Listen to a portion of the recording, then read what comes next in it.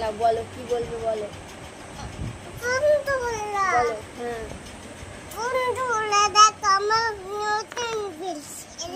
বন্ধুরা দেখো আমার নতুন পেন্সিল। পেন্সিলটা দেখাও, পেন্সিল দেখাও।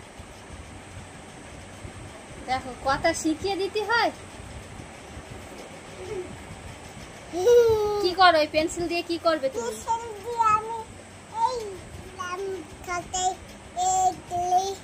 ওর উপরে তোলো, তুলে দেখাও কিভাবে লিখবে।